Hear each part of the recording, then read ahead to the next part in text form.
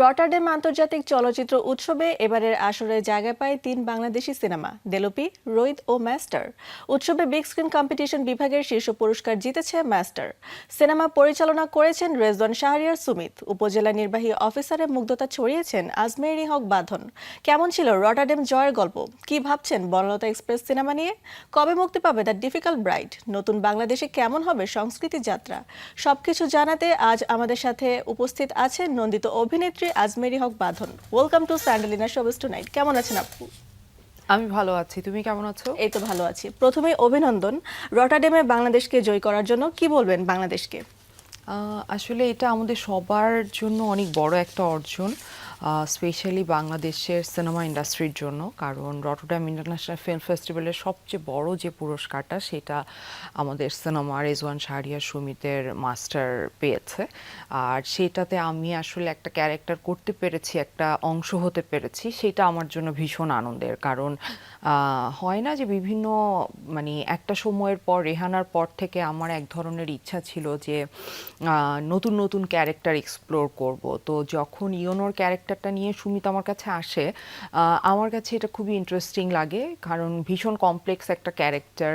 আর আমি কখনো আগে এরকম চরিত্র করিনি, সো করে খুব ভালো লেগেছে। আর সুমিতের সাথে কাজ করার অভিজ্ঞতা ভীষণ ভালো। সে ভীষণ ভালো একজন মানুষ। পরিচালক হিসেবে তো সে দুর্দান্ত, সেটা তো তার পুরস্কার পেয়েছে, বোঝাই যাচ্ছে যে সে কেমন পরিচালক। কিন্তু একজন মানুষ হিসেবে রেজওয়ান শাহরিয়ার সুমিত মানে খুবই ভালো মানুষ আসলে আমার দেখা। উৎসবে যাওয়া থেকে শুরু করে ফিরে আসা কেমন ছিল? গল্পটির ব্যাপারে জানতে চাচ্ছি। খুবই ইন্টারেস্টিং ছিল, কারণ আমাদের যেটা হয়েছে যে আমাদের নিজের খরচে যেতে হয়েছে। তো আমরা টাকা বাঁচানোর জন্য টিকিটের আমরা হচ্ছে একটু যেই এয়ারলাইন্সে কম টাকায় টিকিটটা পাওয়া যাবে সেই এয়ারলাইন্সে টিকিট করি। তো আমাদের প্রায় 20 ঘন্টা লেওভার ছিল। তো 20 ঘন্টা আমরা হচ্ছে মাস্কাটে এয়ারপোর্টে ছিলাম, 6 ঘন্টার মতো একটা হোটেল নিয়েছিলাম। তারপরে বাকিটা সময় আমরা মানে এমনি জাস্ট শুয়ে বসে কাটিয়েছি। তো যাওয়ার সময় এরকম একটা স্ট্রেসের মধ্যে দিয়ে গেছে, কিন্তু ওখানে গিয়ে যেটা হলো যে প্রচণ্ড ঠান্ডা।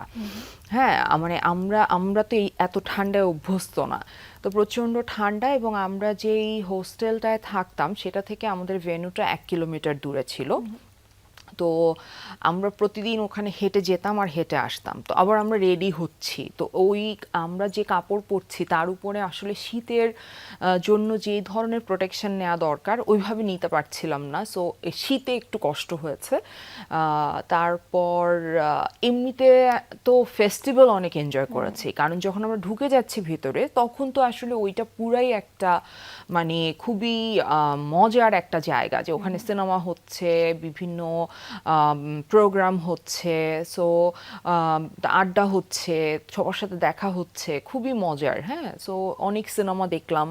আমাদের সিনেমাটার স্ক্রিনিং হলো 3 দিন। অনেক বাংলাদেশিরা এসেছেন, নেদারল্যান্ডসে যারা থাকেন তারা, স্পেশালি শেষের দিন তো অনেকে এসেছেন। বাট তার আগেও 2টা শো, আমাদের যে 4টা শো ছিল তার মধ্যে 3টা শোতে আমরা উপস্থিত ছিলাম। 3টা শোতেই বাংলাদেশিরা এসেছেন। সো আমার কাছে এটা খুব ভালো লেগেছে। এমনিতে অন্য দর্শক তো ছিলই, কিন্তু হয় না যে বাংলাদেশি দর্শক যখন আমরা পাই বিদেশে গিয়ে, তখন আসলে ওইটা অন্যরকম একটা আনন্দ দেয়। তো তারপরে তো আমরা আসলে অত মানে আমাদের ওই এক্সপেকটেশন ছিল না যে একটা অ্যাওয়ার্ড পেয়ে যাব, কারণ মানে এত বড় বড় ডিরেক্টরের সিনেমা আসলে আমাদের কম্পিটিশনে ছিল। যে আমরা যে ওই কম্পিটিশনে সিলেক্টেড হয়েছি সেটাই আমাদের জন্য অনেক বড় ব্যাপার ছিল। মানে এইটুকুতেই আসলে আমরা অনেক খুশি ছিলাম, কারণ বাংলাদেশে থেকে এই প্রথম রটারড্যাম ইন্টারন্যাশনাল ফিল্ম ফেস্টিভ্যালে এই সেকশনে কোনো সিনেমা সিলেক্ট হয়েছে, এবং রোইদও তাই। ওই সেকশনেও মানে ওদের যে কম্পিটিশনটা, ওদের ওই সেকশনেও কখনো আগে বাংলাদেশ থেকে সিনেমা সিলেক্ট হয় নাই। সো 2টার জন্যই খুবই খুশি ছিলাম আমরা, যে ঠিক আছে বাংলাদেশে 2টা সিনেমা আসছে। বাট যখন আসলে অ্যাওয়ার্ডটা মানে ঘোষণা হলো, তখন মানে আমার ভিডিওতেই আমাদের চিৎকার চেঁচামেচি দেখে বোঝা যাবে যে শুনে যে আমরা আসলে কি পরিমাণে অবাক হয়েছি, খুশি হয়েছি, চিৎকার করেছি, কান্না করেছি। মানে আমরা সবাই মিলে কান্নাও করলাম চিৎকার চেঁচামেচি করার পর। সো ওইটা খুব মজার ছিল। এবং যারা অন্য টিম যারা গেছে, দেলোপি এবং এই ছবিটা ওই আমাদের সব টিমের একসাথে, দেলুপ এবং রোহিত আমরা সবাই মিলে, তারপর ওরা ওয়েট করছিল আমরা কখন বের হব, তারপর আমরা সবাই মিলে ছবিটা তুললাম। কারণ এই অর্জনটা আসলে আমাদের সবার, মানে এইটা আমি মনে করি যে এটা আমাদের সবার অর্জন, এবং এটা বাংলাদেশের জন্য এত বড় একটা সম্মান সুমিত তার সিনেমা দিয়ে বয়ে এনেছে, সেই জন্য অবশ্যই তার কাছে কৃতজ্ঞতা। এই যে নিজের খরচে ফ্লাইটে যাওয়া আসা, অনেক দূর পর্যন্ত হেঁটে যাওয়া, সরকার থেকে কি ধরনের সাপোর্ট প্রয়োজন আপনার মনে হয় আমাদের সরকারের কাছ থেকে, আমাদের দেশ থেকে এই ধরনের ফেস্টিভ্যালের জন্য? আমাদের মনে হয় যে, আমি এইটা আগেও বলেছি এখনো বলছি যে আমাদের এখানে যেটা হয় যে আমাদের আম, আমাদের এই মানে সাংস্কৃতিক অঙ্গনের প্রতি মানুষের এক ধরনের অনীহা আছে, অবজ্ঞা আছে। সো সেইটা সরকার পক্ষ থেকেও আছে। তো সেই জায়গা থেকে আমার কাছে মনে হয়েছে যে যদি আমাদের আসলে যাওয়া আসার খরচ, থাকার অ্যাকোমোডেশনটা যদি আমরা আসলে সরকারি পৃষ্ঠপোষকতায় যেতে পারতাম, আমাদের জন্য একটু সুবিধা হতো। কারণ যেহেতু আমরা কেউই আসলে মানে এত এত টাকার মালিক না।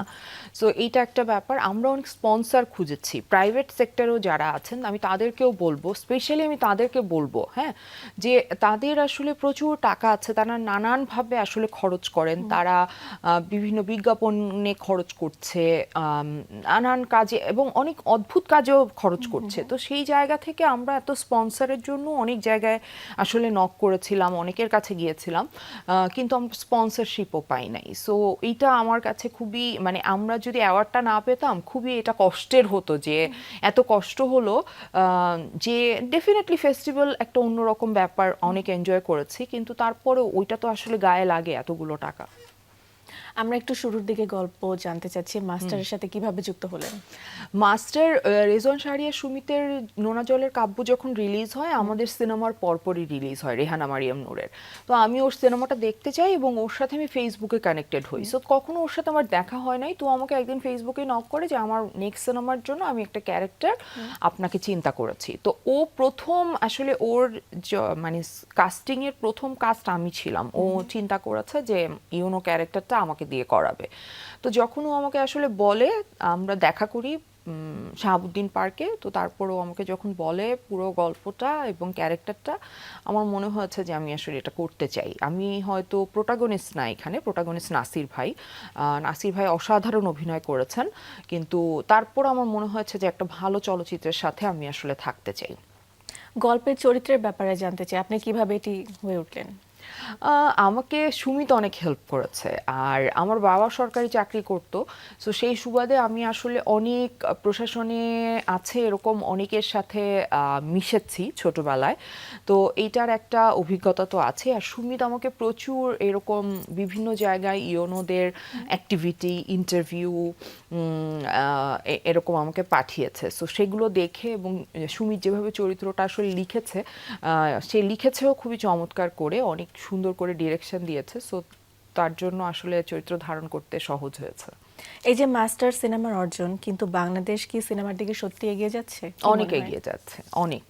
মানে বাংলাদেশে এত ট্যালেন্টেড মানুষ আছে, ছেলে মেয়েরা, ডিরেক্টররা তো প্রচণ্ড ট্যালেন্টেড এবং আর্টিস্টরা তো অসাধারণ। আমি সব সময় বলি বাংলাদেশের আর্টিস্টরা যেইভাবে রেডি, এটা কোনো অন্য দেশের আর্টিস্টরা আসলে এইভাবে রেডি না। কারণ আমরা এত হার্ডওয়ার্ক করতে জানি, আমরা আসলে এত প্রতিবন্ধকতার মধ্যে কাজটা করতে করতে এই জায়গায় আসছি যে আমাদের প্রতিবন্ধকতাগুলো আমাদেরকে কিন্তু এক ধরনের অভিজ্ঞতা দিয়েছে, এক ধরনের ম্যাচুরিটি দিয়েছে, যেটা আমার কাছে মনে হয় যে অভিনয়ের ক্ষেত্রে অনেক মানে দরকারি একটা জিনিস। এবং আমাদের যেটা হয়েছে যে করোনা পরবর্তী সময়ে কিন্তু বাংলাদেশের সিনেমা অনেক অনেক ডেভেলপ করেছে, অনেক ভালো ভালো জায়গায় যাচ্ছে, ব্যবসা সফল হচ্ছে, বিশ্বের বিভিন্ন জায়গায় ঘুরে বেড়াচ্ছে। সো আমি খুবই আশাবাদী। কিন্তু সরকারি দিক থেকে আমার কাছে মনে হয় যে সরকার পক্ষ থেকে আমাদের ইন্ডাস্ট্রির দিকে এবং আমাদের এই অঙ্গনের দিকে আরেকটু নজর দেওয়া দরকার এবং পৃষ্ঠপোষকতা বাড়ানো দরকার অবশ্যই। কিন্তু মাস্টার বাংলাদেশে কবে দেখা যাবে? ঈদের পর ইনশাল্লাহ, এই ঈদের পর। ঈদে তো বনলতা এক্সপ্রেস আসবে, তারপর ইনশাল্লাহ কোরবানি ঈদের আগে ইচ্ছা আছে। সুমিত আমাকে তাই বলেছে, আমাদের ডিরেক্টর। বার্লিনে দ্য ডিফিকাল্ট ব্রাইড অনুদান পেল, কি বলবেন এ নিয়ে? এটা তো ভীষণ আনন্দের খবর। আর এই সিনেমাটার সাথে সম্পৃক্ত হওয়াটাই আমার জন্য ভীষণ আনন্দের, বিকজ রুবায়েত হোসেন আমাদের যে ডিরেক্টর ডিফিকাল্ট ব্রাইডের, ও আমার ভীষণ পছন্দের একজন মানুষ। তো এবং পছন্দের ডিরেক্টরও, এবং আমার খুব মানে আমি সবসময় বলতে থাকি যে ফিমেল ডিরেক্টরদের কাজ করব, ফিমেল প্রডিউসারের কাজ করব, ফিমেল প্রোটাগনিস্টের সিনেমা হলে সেই সিনেমায় কাজ করতে চাই, নিজে করতে পারলে তো খুবই ভালো প্রোটাগনিস্টের ক্যারেক্টারটা। তো এরকম আসলে ওর সাথে আমার বন্ধুত্ব হয়েছে অনেক দিনের। তো তারপর হঠাৎ করে ওর স্ক্রিপ্টটা সম্পর্কে আমি জানতাম, যদিও এই স্ক্রিপ্টটা হচ্ছে একটা ইয়াং মেয়ের, একদমই বাচ্চা বয়সী একটা মেয়ে, তার বিয়ের সময়কার ঘটনা। তো ওই গল্পটা আমি জানতাম, সো ওখানে আসলে আমার করার মতো কোনো ক্যারেক্টার ছিল না। সো ওর সাথে আমার ওইভাবে কথা হয় নাই, বা এইটাতে করা যাবে বা কোনো ক্যারেক্টার আছে এরকম কিছু নিয়ে কথা হয় না। আর ওর একটা কনফিউশন ছিল যে আমি আসলে লিড ক্যারেক্টার ছাড়া করব নাকি। তো যখন ও আমাকে আসলে ফোন করেছে যে বাঁধন আমি এরকম একটা কেমিও করো, তুমি একটা সিন তুমি করে দিয়ে যাও, আমি চাই তুমি করো, তুমি কি এটা করতে রাজি আছো? তো আমি বললাম হ্যাঁ ডেফিনেটলি আমি করতে চাই। তো তারপরে আমি যখন সেটে গেলাম, আমার ক্যারেক্টারটা তারপর আস্তে আস্তে আরেকটু বড় হলো। সো এখানে আমি খুবই একটা ছোট ক্যারেক্টার করেছি, কিন্তু এত সুন্দর একটা গল্প, এত ইন্টারেস্টিং একটা গল্প, মানে আমার খুবই ভালো লেগেছে, এবং অসাধারণ একটা সেট। মানে আমি বিশাল ভারদ্বাজের সাথে কাজ করেছি, আমার সৌভাগ্য হয়েছে ইন্ডিয়াতে। সো উনার সেটটা ছিল এরকম যে খুবই সব কিছু ঠিকঠাক, ওয়েল অর্গানাইজ, মানে পশ অ্যান্ড সব কিছু মিলে। সো রুবায়াতের সেটটা এরকম খুবই ওয়েল অর্গানাইজ, সবাই জানে যে যার কাজটা করছে ঠিক করে করছে, আর্টিস্টদেরকে ঠিক করে সম্মান দেয়া হচ্ছে, সব কিছু মানে আমাদের কমফোর্টটা আগে দেখা হচ্ছে। সো আমার ভীষণ ভালো লেগেছে মানে। আর রুবায়েত এত সুন্দর করে আসলে কাজটা করেছে, এবং আমাদের সিনেমাটোগ্রাফার, মেকআপ আর্টিস্ট, সাউন্ড যে কাজ করেছে, মানে সবাই বাইরে থেকে এসেছিল। সো আমাদের একটা খুবই ইন্টারেস্টিং টিম ছিল, এবং এমন একটা সেট যেটা আমার ড্রিম সেট, যে যেই সেটে অনেক বেশি মেয়ে কাজ করবে। সো এই সেটটা ছিল সেই রকম। বিশাল ভারদ্বাজের সেটেও প্রচুর মেয়ে কাজ করতো, প্রচুর, মানে ওইখানে প্রচুর মেয়েরা, ওই লাইটে আছে, মেকআপ, কস্টিউম, ক্যামেরা, সব কিছুতে মেয়েরা ওইখানে ইনভলভ। তো সেটা রুবায়েতের এখানে আছে, যে সিনেমাটোগ্রাফারও মেয়ে ছিল, রুবায়েত ডিরেকশন দিচ্ছে, আমরা কাজ করছি, মেইন ক্যারেক্টারগুলো সব মেয়ে করছে।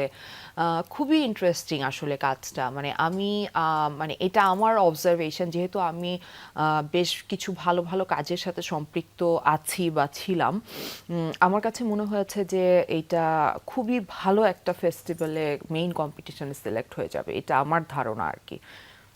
কিন্তু আমরা কি চরিত্রটার ব্যাপারে জানতে পারি কি নিয়ে চরিত্রটা ব্যাপারে বলা যাবে না, এই জন্য চরিত্রটা এইটুকু বলতে পারি যে আমি বাঁধন যা, তার সাথে এক ফোঁটা মিলও নাই, মাস্টারের ক্যারেক্টারেও কোনো মিল নাই। আমি আমার আমার যে মনস্তাত্ত্বিক অবস্থা এবং আমার যে মোরালিটি, এথিক্যাল যে পজিশন, সেটার সাথে এই দুই ক্যারেক্টারের এক ক্যারেক্টারেরও কোনো মিল নাই। সো এই দুইটা ক্যারেক্টারই আমি খুবই আনন্দ নিয়ে করেছি, বিকজ এই দুইটার সাথে আমার আমার ব্যক্তিগত জীবনের কোনো অভিজ্ঞতার খুব একটা কোনো মিল নাই। সিনেমাটি এখন কোন পর্যায়ে আছে? এখন এডিটিং হচ্ছে। বাংলাদেশে কবে নাগাদ মুক্তি পাবে বা দেখতে পারবো? এইবার তো এই বছর তো ইনশাল্লাহ কোনো না কোনো ফেস্টিভ্যালে যাবে। তারপরে আমি জানি না, রুবায়েতের সাথে এটা নিয়ে আমার কথা হয় নাই, মেবি এই বছর বা আগামী বছর। এবার আমরা বনলতা এক্সপ্রেস নিয়ে জানতে চাচ্ছি।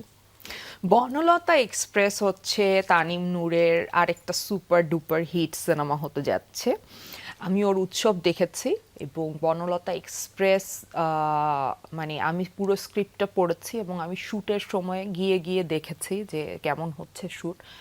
অসাধারণ সব কাস্টিং, অসাধারণ গল্প। গল্পের ব্যাপারটা আমি বলতে চাই, হুমায়ুন আহমেদের গল্প তো এমনিতেই খুবই ইন্টারেস্টিং হয়, কিন্তু স্বাধীন আর সাইমুল নামে দুইজন স্ক্রিপ্ট রাইটার, ওরা ডায়ালগগুলো লিখেছে, অসাধারণ লিখেছে।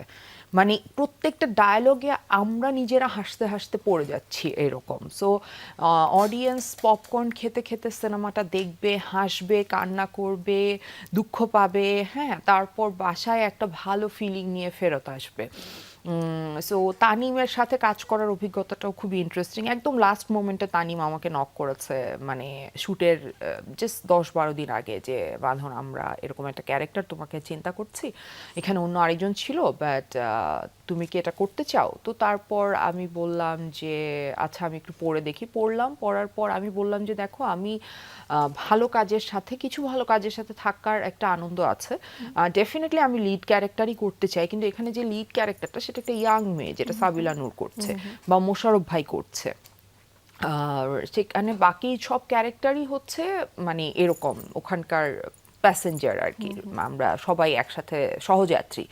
তো আমি বললাম যে না, আমি এরকম একটা কাজের সাথে থাকতে চাই, একটা সুপারহিট সিনেমার অংশ হয়ে দেখি কেমন লাগে। কারণ আমি যেসব সিনেমা করি সাধারণত দর্শক ওই অর্থে জনপ্রিয় হয় না, দর্শকপ্রিয়তা পায় না, কারণ আমার সিনেমাগুলোর প্রেক্ষাপট অনেক ডিফারেন্ট থাকে, যেগুলো আমাদের দর্শকরা হয়তো ওইভাবে গ্রহণ করার জন্য সবসময় রেডি থাকে না। কিছু দর্শক আলাদা আছে আমার, তারা দেখেন, কিন্তু আছে না যে একদম সবাই মিলে গিয়ে দেখছে, ফান করছে, ফুর্তি করছে, সেইটা এই পর্যন্ত আমার কোনো সিনেমায় ওইভাবে হয় নাই। সো সেটা বনলতা এক্সপ্রেসে হতে যাচ্ছে, সো এইটা একটা নতুন অভিজ্ঞতা হবে, তো সেটার জন্য ডেফিনেটলি ওয়েট করছি।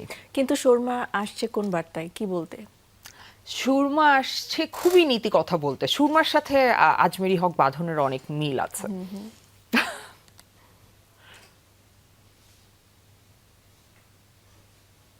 আপনি যে কোনো বিষয় স্পেশালি উওমেনদেরকে নিয়ে অনেক প্রতিবাদী হন, তাহলে কি সুরমায় এই ধরনের কিছু দেখতে পাবো আমরা? ও প্রতিবাদী, হ্যাঁ প্রতিবাদী। ঈদের অন্যতম সিনেমা ভাবা হচ্ছে বনলতা এক্সপ্রেসকে, সেরা হবে সিনেমাটি? সব সেরা। কেন সেরা হবে, এতটা কনফিডেন্ট কেন? প্রথমত স্ক্রিপ্ট, অসাধারণ গল্প, যারা স্ক্রিপ্টটা লিখেছে তারা অসাধারণ লিখেছে, এবং অসাধারণ কাস্টিং, এবং সবচেয়ে বড় কথা যে ডিরেকশন দিয়েছে তানিম নূর, সে খুবই চমৎকার ডিরেকশন দিয়েছে। মানে আমি তো অনেকগুলো কাজ করেছি, লাস্ট রেহানা থেকে শুরু করে, আমার আগের অভিজ্ঞতা একরকম, আগে এক ধরনের কাজ করতাম, কিন্তু রেহানা মারিয়াম নূরের পর থেকে আমি আসলে প্রচুর ভালো ভালো ডিরেক্টরের সাথে কাজ করেছি, প্রচুর ভালো কাজ করেছি। তো আমি, আমার এক ধরনের তো মানে বোধ তৈরি হয়েছে যে আসলে কোন কাজটা কেমন হচ্ছে। সো এইটা মানুষের খুব পছন্দ হবে, বিকজ একে তো হুমায়ুন আহমেদের গল্প, এটাতে তো কোনো সন্দেহ নাই, স্যারের গল্প মানুষ ভীষণ পছন্দ করে। ইউরোপে ঘোরার ইচ্ছে থাকলেও আপনি ভোট দেওয়ার জন্য 9 তারিখে বাংলাদেশে চলে এসেছেন, কি মনে করে? আসলে ভোট দেওয়া তো আমাদের মানে নাগরিক দায়িত্ব, এবং আমি সে দায়িত্ব পালন করতে চেয়েছি। যদিও কষ্ট হয়েছে, কারণ আমার মনে হচ্ছে এত খরচ করে গিয়েছি, একটু ঘুরে আসলে মজা হতো, কিন্তু আমার কাছে আমার দায়িত্বটা সবার আগে মনে হয়েছে যে এত বছর পর আসলে উৎসব মুখর একটা পরিবেশে একটা সুষ্ঠু নির্বাচন হতে যাচ্ছে, সো সেটা সাক্ষীও হতে চেয়েছি, কারণ এটা তো একটা অভিজ্ঞতা, সেই অভিজ্ঞতাটাও আমাকে সমৃদ্ধই করবে। সো চলে আসলাম এবং ভোট দিলাম, এই তো। কেমন বাংলাদেশের স্বপ্ন দেখছেন? আমি তো আসলে অনেক স্বপ্ন দেখি আমার দেশকে নিয়ে, বিকজ আমি আমার দেশকে অনেক ভালোবাসি।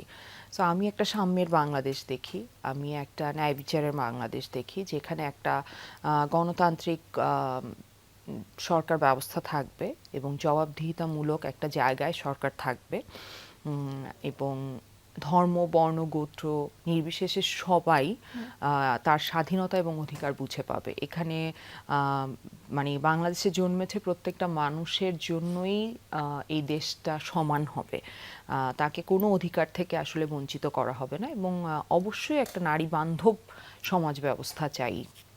কেমন হবে আমাদের সংস্কৃতি অঙ্গন? আমরা তো অলওয়েজ স্বপ্ন দেখি, বাট পূরণ হয় না। আপনার কি মনে হয় এবার কেমন হবে? আসলে যেহেতু অন্তর্বর্তীকালীন সরকারের যখন তারা ছিলেন, তখন আমার এক ধরনের অতিরিক্ত আশা ছিল, আমি বেশি হোপফুল ছিলাম তাদের উপরে। সো তখন আসলে আমি খুব একটা পরিবর্তন দেখতে পাইনি। তো সেক্ষেত্রে এই সরকার আসলে কতটুকু গুরুত্ব সহকারে দেখবে আমাদের অঙ্গনকে, সেটা এখন দেখার বিষয়। কিন্তু আমি আশা করব যে তারা এদিকে নজর দিবে, এবং আমাদের নানান রকমের সমস্যা আছে, যারা এখানে অভিজ্ঞ মানুষ আছেন, যারা আমাদের গুরুজন আছেন, ইয়াং অনেক ছেলেরা আছে, মেয়েরা আছে, যারা অনেক নতুন নতুন আইডিয়া নিয়ে আসলে সামনে আসছে, অনেক ইয়াং ইয়াং ছেলে মেয়ে, আমি মুগ্ধ তাদের আইডিয়াতে। তো আমি মনে করি যে সবাইকে নিয়ে আসলে যে পরিবর্তনগুলো আনলে একটা মানে আমাদের চলচ্চিত্র বা আমাদের অঙ্গন আরও সামনের দিকে এগিয়ে যাবে, এরকম একটা পরিস্থিতিতে আমরা যেতে পারি, সেই দিকেই নজর দিবে এই সরকার। সিনেমা ইন্ডাস্ট্রি কি কি উন্নত প্রয়োজন, কি কি উন্নতি জরুরি? আমাদের তো আসলে সব কিছুরই মানে পরিবর্তন করতে হবে। প্রথমত আমাদের যে বাজেট, সেটার একটা পরিবর্তন আসতে হবে। বাজেটের একটা পরিবর্তন আসাটা ভীষণ জরুরি। আমরা যে বাজেটে কাজ করি সেটা অন্যরা চিন্তাও করতে পারবে না যে এত কম বাজেটে এইভাবে কাজ হয়। এবং আরেকটা হচ্ছে যে টেকনিক্যালি আমরা সাউন্ড না। আমাদের যেটা হয় যে আমাদের টেকনিক্যাল টিমটা, এখানে যারাই আমরা কাজ শিখি সবাই তো আসলে করতে করতে শিখি। আমাদের কিন্তু কোনো প্রাতিষ্ঠানিক শিক্ষা নাই, কোনো প্রতিষ্ঠান নাই। সো আমার কাছে মনে হয় যে এরকম একটা যদি প্রতিষ্ঠান আসলে তো আমার কাছে মনে হয় এরকম একটা প্রতিষ্ঠান যদি দেয়া যায় যেখান থেকে আসলে টেকনিক্যাল টিমটা বের হবে, তো সেক্ষেত্রে আরও অনেক ভালো কিছু পাওয়া সম্ভব। আর তারপরে তো পৃষ্ঠপোষকতা আছেই, অনুদান আছে, বিভিন্ন রকমের পরিবর্তন আনার যে ইচ্ছাটা থাকতে হবে। কারণ আমি দেখেছি, আমি ইন্টারিম গভর্নমেন্টের সময় আসলে কিছু ইয়াং ছেলেদের সাথে মেয়েদের সাথে কথা বলেছিলাম এখানে কি কি পরিবর্তন আনা যেতে পারে এগুলো নিয়ে। তো তাদের বিভিন্ন রকমের আইডিয়া আছে। সো আমার কাছে মনে হয় যে সেগুলোর দিকে যদি নজর দেওয়া হয়, সেইটা একটা ভীষণ ভালো কিছু বয়ে আনবে আমাদের জন্য। আপনি অনুদান নিয়ে কথা বলছিলেন, এই অনুদান নিয়ে অনেক অস্বচ্ছতার কথা শোনা যায়, এটা নিয়ে কি বলবেন? এবার সেগুলো কি দূর হবে? আহ, আশা করব দূর হবে। অনুদান না, শুধু আমাদের জাতীয় চলচ্চিত্র পুরস্কার, যে কোনো পুরস্কার প্রশ্নবিদ্ধ। এখানে স্বজনপ্রীতি হয়, এখানে অনেক লবিং হয়, অনেক অদ্ভুত অদ্ভুত ঘটনা ঘটে। সো সেগুলো না হয়ে যদি আসলে সত্যিকার অর্থে যারা প্রাপ্য, যাদের প্রাপ্য যেই পুরস্কার বা যেই অনুদান, তারা যদি সেটা পায় তার মেধার ভিত্তিতে, তাহলে সেইটা আসলে আমাদের ইন্ডাস্ট্রির জন্য, আমাদের দেশের জন্য অনেক ভালো। কারণ অনেক যোগ্য মানুষ আছে যারা আসলে অনেক সময় বঞ্চিত হয় এসব কারণে। কিন্তু শিল্পীদের রাজনৈতিক চর্চা নিয়ে অনেক অনেক রকম কিছু বলে, এটা নিয়ে আপনি কি বলবেন বা আপনি কিভাবে দেখেন এটা? যে কোনো মানুষ, মানে নাগরিক হিসেবে, বাংলাদেশের নাগরিক হিসেবে তার রাজনীতি করার অধিকার আছে, সে যেই পেশারই হোক না কেন।